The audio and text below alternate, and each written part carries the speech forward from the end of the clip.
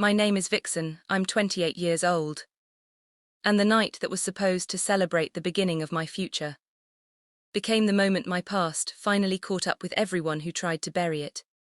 The engagement party was meant to be perfect.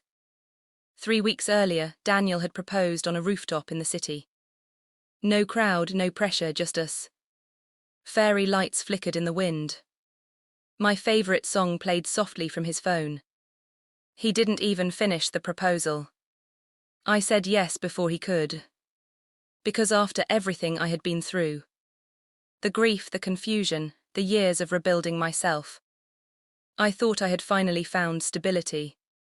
I thought I was standing on solid ground. I was wrong.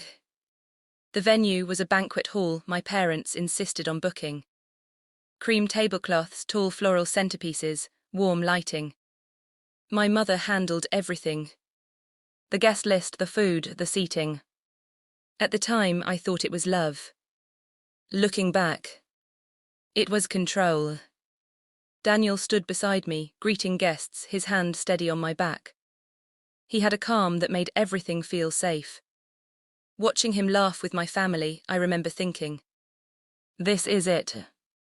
This is the life I fought for. The first hour was perfect. Dinner flowed, laughter spread across the room. For the first time in years, I felt happy. My sister mouthed, "You look beautiful."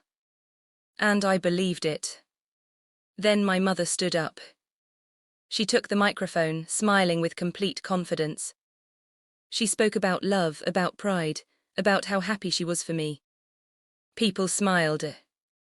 I smiled. And then she said it. Of course, she dropped out of medical school. And couldn't keep her first marriage together either. The room didn't go fully silent. But something shifted. Every single person turned toward me. I felt it like cold water across my chest. But my face didn't change. I had practiced that. My father stood up, ready to fix it like always. But Daniel moved first. He stepped forward, took the microphone from her. Calmly, completely. And then he looked at her. Should I tell them why you really pulled her out?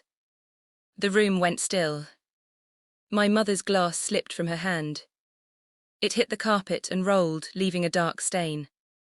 No one moved. Because everyone was watching her.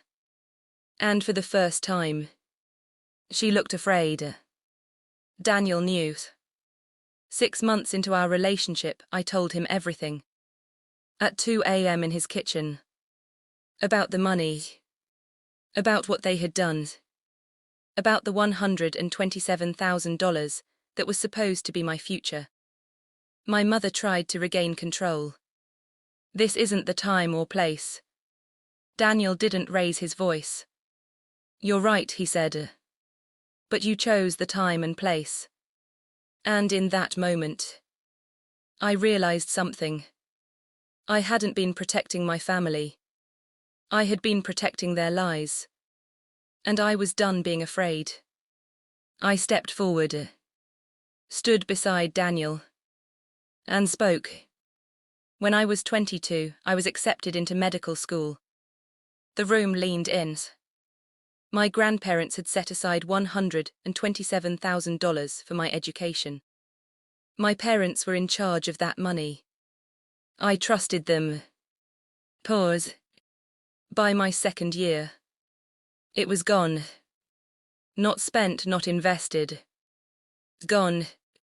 My mother had been moving it for years. Into accounts I didn't know about. For a lifestyle that looked like success from the outside. And theft from the inside. No one interrupted. When I confronted them, they asked me to stay quiet. They said it would destroy the family. I was 23. And I still needed them to love me. So I agreed. I left medical school. I let everyone believe I wasn't strong enough. My mother told that story for years. My first marriage didn't fail because I was weak. It failed because I was carrying a truth alone. Silent. Heavy. Complete. My father said nothing. And that silence said everything.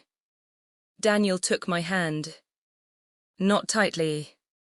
Not dramatically. Just steady. And something inside me finally let go. Not in pain. In relief. We left the party an hour later. Outside, the air felt cold and real. We sat on a bench with coffee in silence. Then he asked, "How do you feel?" I thought about it. "Light," I said. He nodded. "That makes sense." I apologized. He shook his head.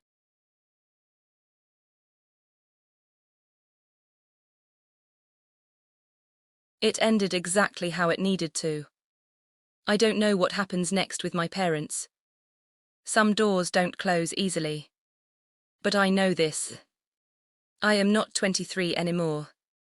I am not quiet. I am not afraid.